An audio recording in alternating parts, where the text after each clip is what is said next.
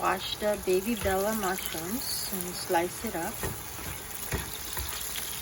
And put salt and pepper.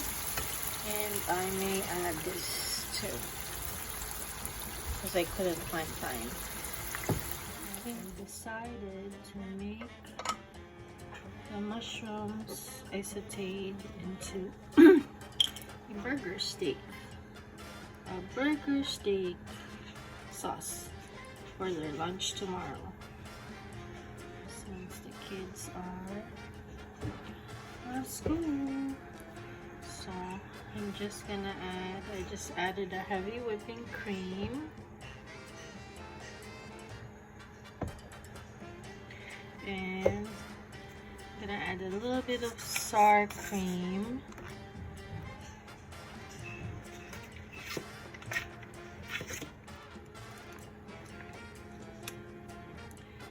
It's kind of like a version of keto version of Jollibee burger steak gravy sauce. So I might, I don't think I'll add, maybe I'll add a Worcestershire sauce, but I'll taste it first.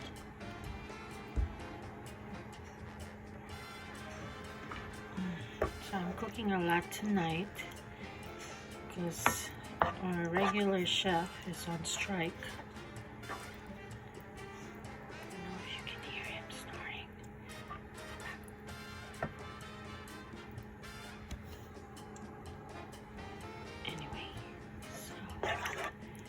Just gonna cook this, and then what are we gonna use this for? Oh, you see I used a lot of butter.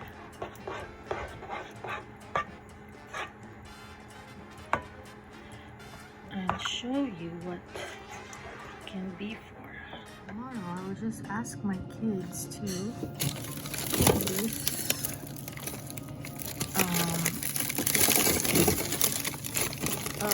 100% grass-fed Wagyu. Wow, I think it's the first time I grabbed this.